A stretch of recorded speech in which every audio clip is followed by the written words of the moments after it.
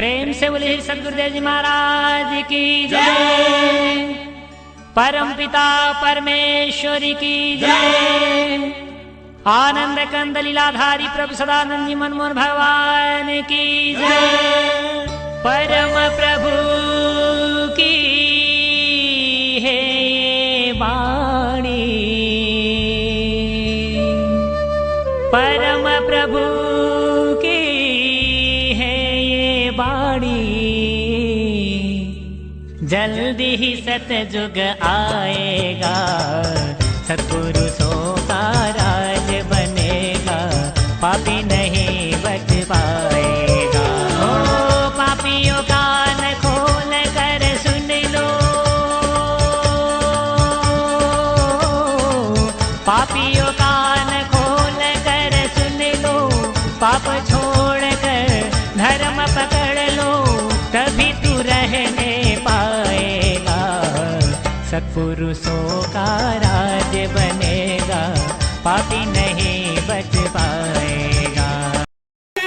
मृत्यु के क्षेत्र में रह करके भोग में नष्ट कर देते हैं, या सत्य में रह करके, ज्ञान में रह करके, प्रकाश में रह करके, भगवान का हो रह करके, मोक्ष का हो रह करके अमृत को प्राप्त करते हैं। देखना तो यही है कि त्याग्य वाला में आप अपने जीवन जीना चाहते हैं या ग्राह्य वाला में। हम तो कहेंगे कि पंडित जी के तरह से इस त्याग के भोग में लिपट मत जाइए भैया, बर्बाद हो जाएंगे। कुम्हार के तरह से सीधे साधे रूप में, कुम्हार के तरफ से सीधे साधे रूप में अपने कर्तव्य को दीजिए। ये तन मन धन जब कर्तव्य को देंगे, कर्तव्य ज्ञान मिला, ज्ञान की तरफ जाएगा, ज्ञान भगवान मिलाएगा, भगवान मिल जाएगा तो आप सदा सर्वदा के लिए सच्चिदानंदमय हो जाएंगे, परम शांति परमानंदमय हो जाएंगे। मृत्यु तो मृत्यु, जमराज तो जमराज है, शंकर भी आपके नाश के लिए कुछ आपका कर नहीं सकता। इसलिए हम आपसे बार बार यही कहेंगे, शायद रामचंद्र जी ने का उपदेश भी यही था। आज जो दिन में हमारा विषय छूट गया, शाम वाले क्लास में हम राम जी का उपदेश आपके सामने जरूर रखेंगे, लेकिन तभी होगा जब हम आवे तो सुई राम जी से पकड़वा दीजिए आप लोग। जब हम आवे तो इसका सुई जो है राम जी के उपदेश से पकड़वा दीजिए, फिर राम जी वाला उपदेश शुरू हो जाएगा। नहीं तो जो ही स्टेशन मिल जाएगा वही होने लगेगा। ये तो ब्रह्मांडी स्टेशन है, ये तो परम धाम का स्टेशन है भाई, सृष्टि का सारा स्टेशन इसमें है। जिधर हो जाएगा जो स्टेशन पकड़ेगा वही बोलता चला जाएगा। इसलिए आप लोग राम जी वाला स्टेशन पकड़वा लीजिए, राम जी वाला उपदेश होने लगेगा। तो शाम को थोड़ा याद दिला दीजिएगा राम जी वाला उपदेश, कि राम जी वाला जो कहे तो उस उपदेश को आज शाम को चलाया जाए, ताकि ये मानव जोनी क्या है, किस लिए है, कैसी है, भगवान ने दिया है कि नहीं दिया है तो किस लिए दिया है, आपको कैसे रहना चलना चाहिए, ये सारी बातें राम जी को उपदेश से आपको जानने को मिलेगी। और दिन वाला बात तो राम जी वाला बात फिलहाल कर लीजिएगा। बोले परम प्रभु परमेश्वर की, बोले परम प्रभु परमेश्वर की, प्रभु परमेश्वर की। ऐसा है, का समाधान का महत्व सत्संग से बहुत बड़ा हो। सृष्टि में सबसे बड़ा महत्व सत्संग का है, सृष्टि में सबसे बड़ा महत्व सत्संग का होता है। सत्संग के समान सृष्टि में कहीं कोई चीज नहीं है, लेकिन सत्संग से भी बड़ा एक चीज है, वो है शंका समाधान, वो है शंका समाधान। ये दुनिया में सत्संग के नाम पर प्रोत्साहित करते हुए, कथा कहते हुए हजारों गुरु उपदेशक घूम रहे हैं, लेकिन शंका समाधान दुनिया के किसी भी मंच से खुला नहीं मिलता होगा। यदि मिल जाए, इस शर्त पर मिल जाए कि जो झुका दे, जो श्रेष्ठतर साबित हो जाए, तो श्रेष्ठतर साबित के सामने सरेंडर कर जाएंगे वक्ता महोदय, तो यहाँ का बच्चा जाएगा, सब उपदेशक लेकर नकल पकड़ कर जाकर के सर जमा कर देगा। यहाँ का बच्चा जाएगा और दुनिया के सारे उपदेशक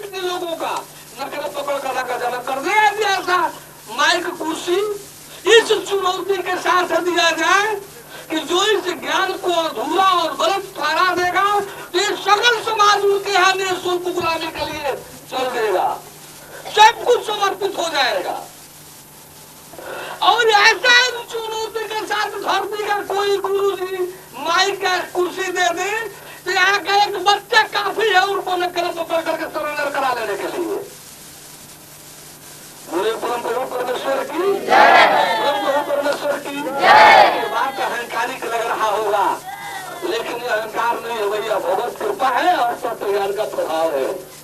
ये क्रोध नहीं है, ये तत्व ज्ञान का एक तेज है। ये क्रोध नहीं है, तत्व ज्ञान का एक तेज है। ये अहंकार नहीं है, भगवत कृपा है, तत्व ज्ञान का प्रभाव है। यह एक परम सच्चाई है। बोले परम प्रभु परमेश्वर की जो कोई हो, जो कोई बात हमारी गलत लगी हो, जो कोई वस्तु गलत महसूस हो रहा हो, बड़े प्रेम से हमारे खिलाफ जो कुछ भी जानकारी उनकी हो, बड़े खुशी से रख सकते हैं, अपने शंकाओं का समाधान ले सकते हैं। इसका लाभ लेना चाहिए। आप सभी को गौर से सुनना चाहिए, समझना चाहिए। हम तो आप सबसे यही कहेंगे, मुझे प्रभु परमेश्वर की जब आइए आइए।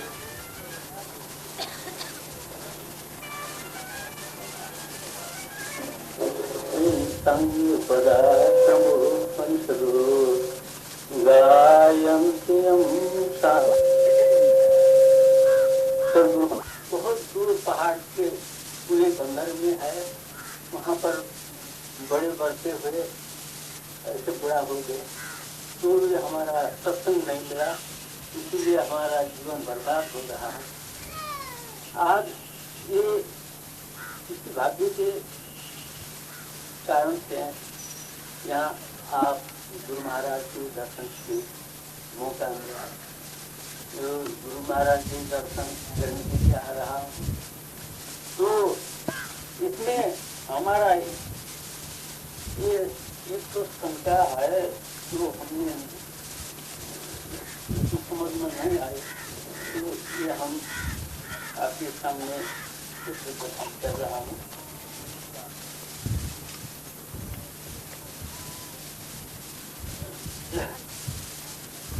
श्रीमद् भागवत पुराण में कहता है, हमें सीखा कि स्मरणम कीर्तनम विष्णु पूजनम साध सेवनम अर्चनम बंधनम दास्यम तो संपूर्ण करने आई। कोई बात नहीं, भाव भाव रख दो। कोई जरूरी नहीं कि श्लोक मंत्र रखा जाए, अब अभी इसमें कहा है पूजन कीर्तन पठन पाठन सही करना, भागवत में उसे बताया। तो फिर गीता में बताया है कि न तद भाष नहीं, न हम वेदे न तपसा न दाने न चेत्या सत्य विदंतु विश्वासम नश्माम यथा। और गीता में ऐसे बताया है श्रीमद् भागवत गीता। इसी वजह से हम तो अमल हो गया, हमारा बुद्धि से हमारे संतना नहीं पाई। तो फिर एक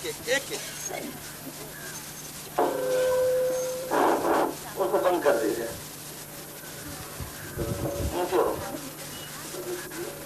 लेकिन आवाज करेगा, दोनों एक साथ रहेगा तो आवाज करेगा। तीन हाथ बोले प्रभु परमेश्वर की। देखिए, दुनिया का जो भी ग्रंथ है,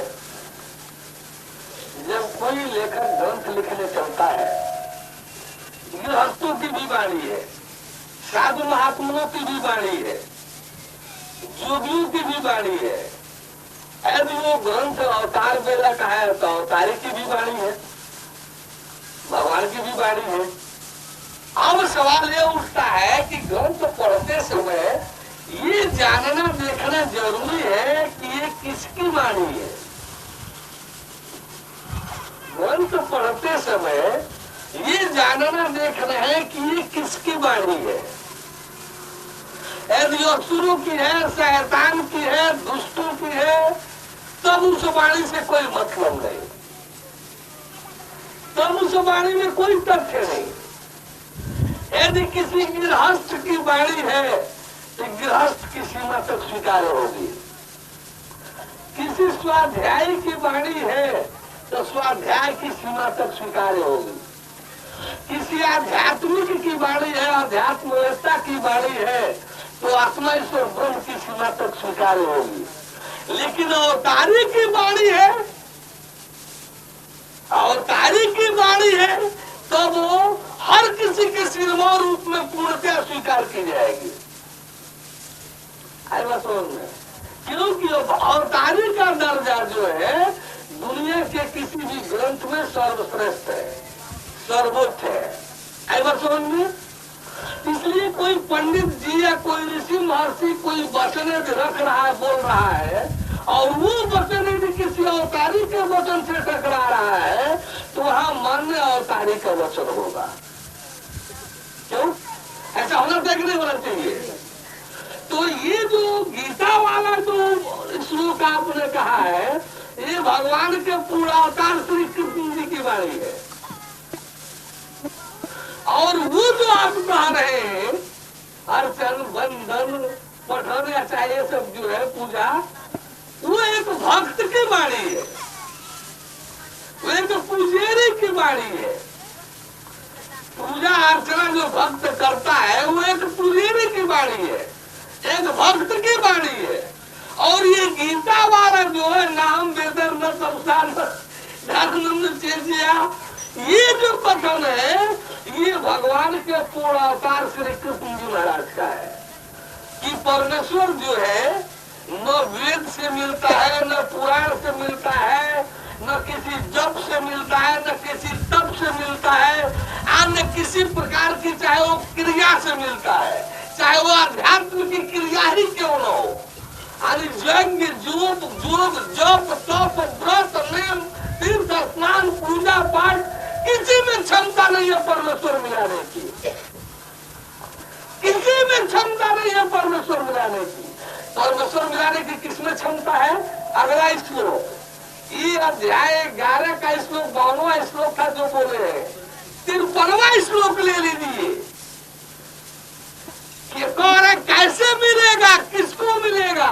तो भक्ता तो हम विधर्जुन, हे अर्जुन, कोई अनन्य जो भक्त होगा, अनन्य भक्ति ही जो है मेरे को इस प्रकार मिला सकती है। अनन्य भक्ति वाला कोई भक्त ही जो है, अनन्य भक्ति वाला कोई जिज्ञासु ही जो है मेरे ही स्वरूप को प्राप्त कर सकता है। कैसे? ज्ञातुम द्रष्टुम च तत्वेन प्रवेशुम च परम तप। हे परम तपस्वी अर्जुन, आप जान सकते हो, देख सकते हो, लेकिन कैसे? तत्वेन, तत्व द्वारा। जानने देखने का फल का जब तत्व द्वारा, तो तत्व द्वारा का मतलब हुआ कि तो समर्पण स्वागत हो जाएगा, तो मिलेगा क्या? तो प्रवेश तुम परम तप। हे परम तप अर्जुन, जब आप जानोगे और देखोगे मेरे को, परमेश्वर को, तो तेरे को क्या मिलेगा कि आप अपने भी उसी में प्रविष्ट हो जाओगे।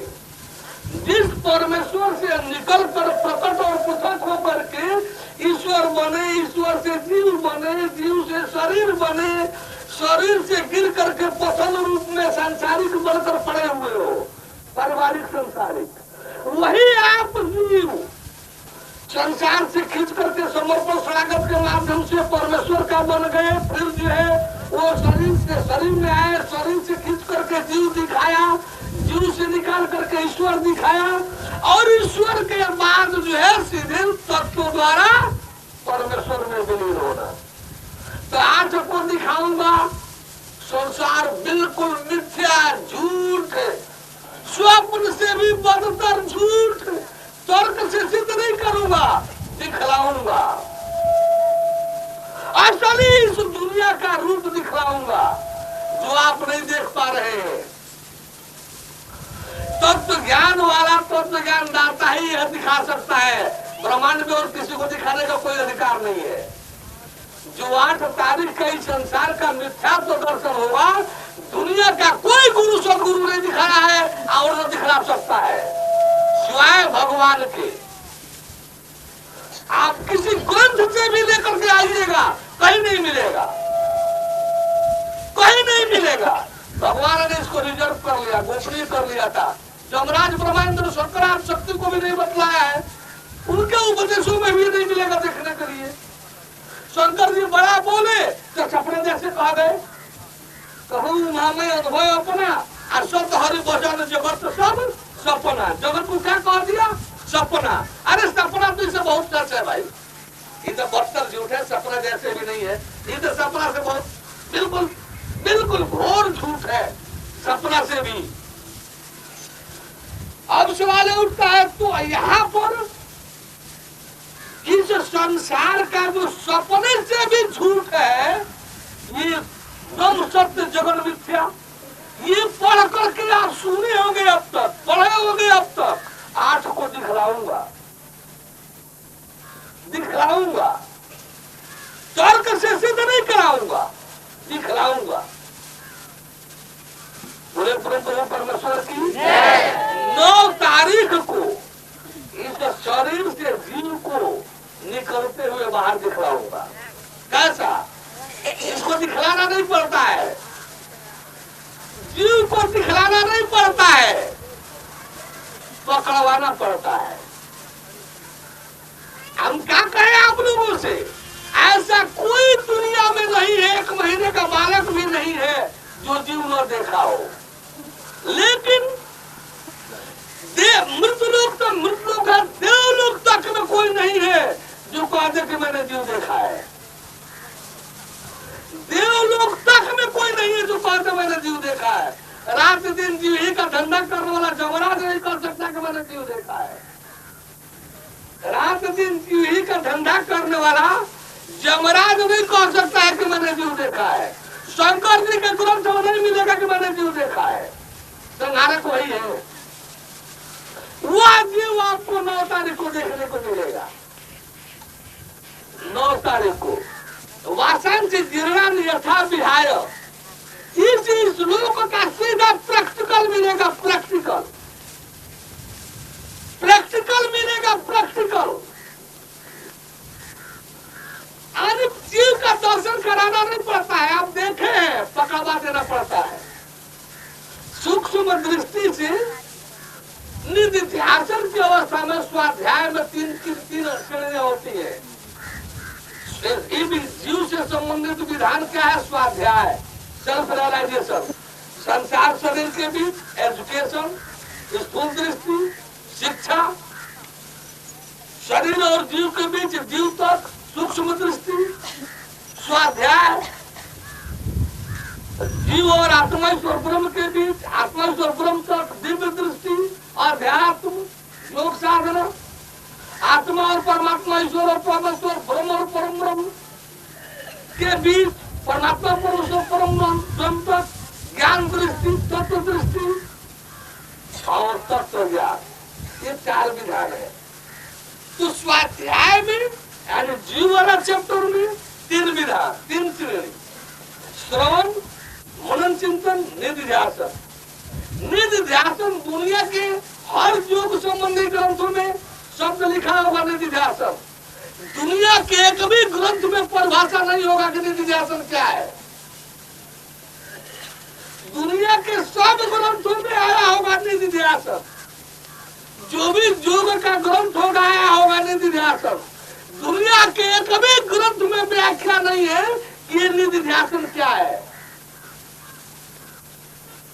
और बगैर निधिध्यासन के जीव का स्पष्ट पकड़ हो नहीं सकता।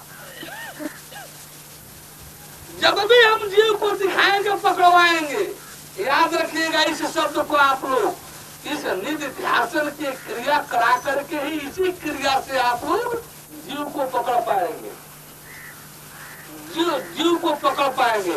बात समझ आ रही है? निधिध्यासन की क्रिया से सूक्ष्म दृष्टि से आप जीव को पकड़ सकते हैं, अन्यथा दूसरा इस ब्रह्मांड में कोई विधान नहीं है जिससे जीव पकड़ा जाए। और दुनिया के किसी भी ग्रंथ में निधिध्यासन की व्याख्या नहीं है। और देख लीजिएगा तो पता चल जाएगा कि हाँ ये निधिध्यासन है कि नहीं। तो पकवाना बताना समझाना ढेर नहीं पड़ेगा, झटका में जब उत्तर आएगा तो अरे यही है, आप एकाएक अचंभित हो जाएंगे। इतना सहजता पूर्वक जीव का दर्शन होगा, इतना सहजता पूर्वक होगा कि आपको विश्वास ही नहीं होगा जल्दी। घंटा आध घंटा तक तो आप अचंभित रहेंगे, घंटा आध घंटा तक तो आप अचंभित रहेंगे। ये जीव, यही जीव, ये तो हम देखे ही थे, ये तो हम देखे ही थे। हम कहेंगे कि हम कहा कहेंगे नहीं देखे थे, हम भी तो मंच से कह रहे थे कि देखे थे। हाँ ये जरूर कह रहे थे कि देवलोक तक वाला कोई अगर बता दे कह दे कि मैंने देखा है,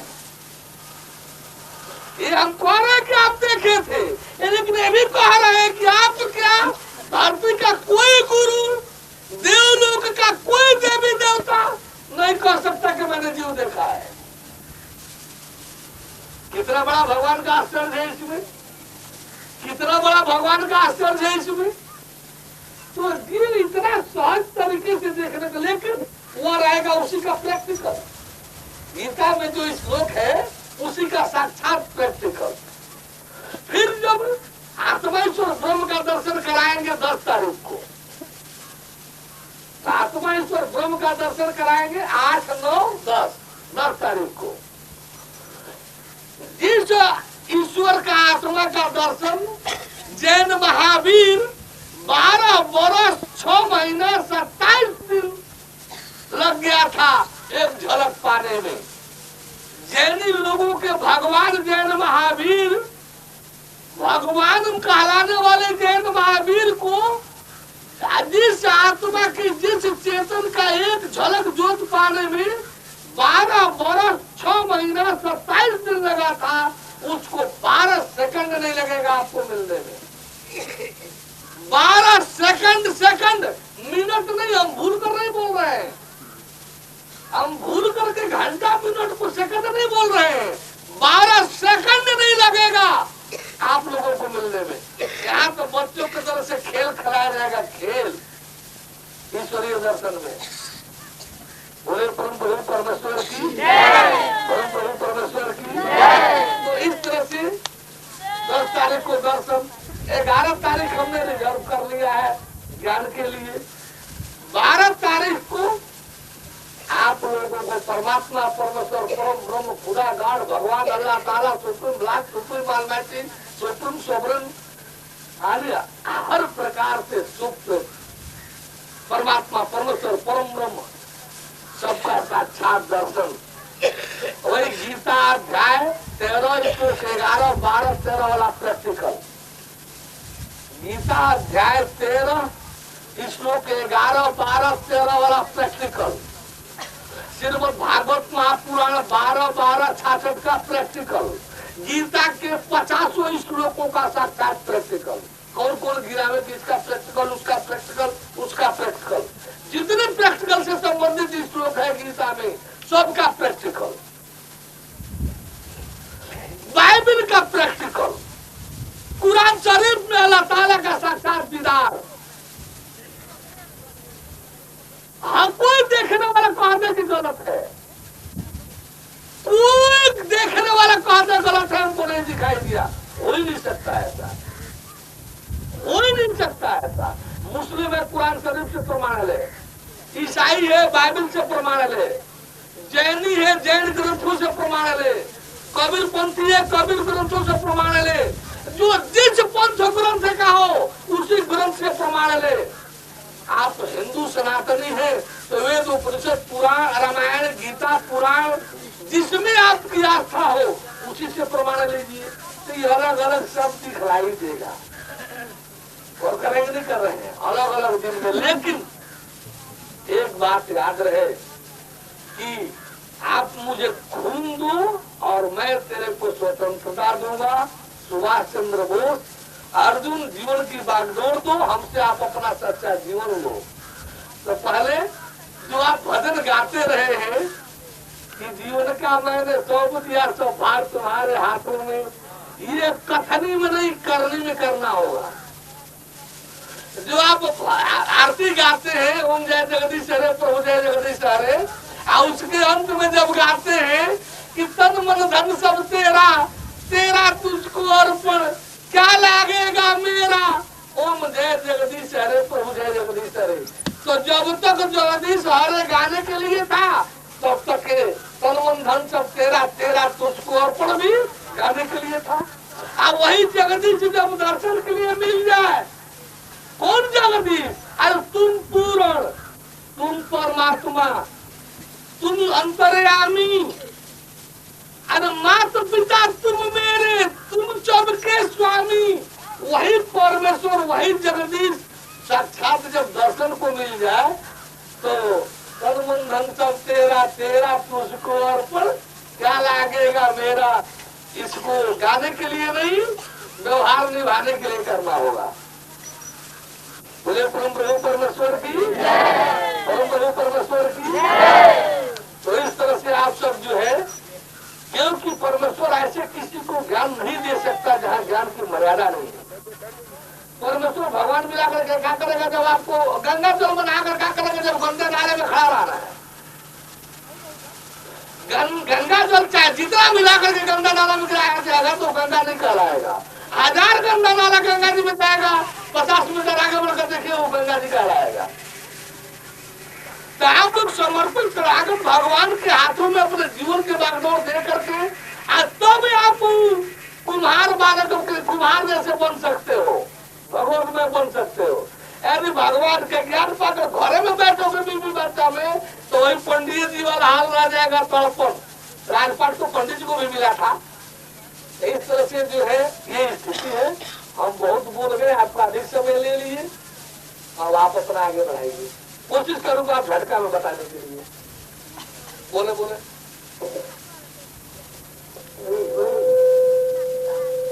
सभी प्रकार के यज्ञों का वर्णन कर किए हैं, उसी में एक इसको भी यज्ञ रूप में कहे और करेंगे नहीं कर रहे हैं, लेकिन सब वर्णन करते करते करते करते जाते हैं। तो 32वां श्लोक में यज्ञों के परिणाम बताए, 31वां में।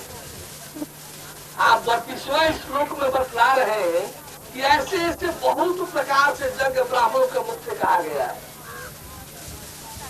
32वां श्लोक में ऐसे ऐसे बहुत से प्रकार से यज्ञ ब्राह्मणों के मुंह से कहा गया है, लेकिन ये सब क्या है? क्रियावन मात्र है, क्रिया कर्म क्रिया से युक्त है। 33वां श्लोक में वो क्या कहते हैं कि श्रेयान द्रव्य मध्याह्न ज्ञान यज्ञ परम तत्व।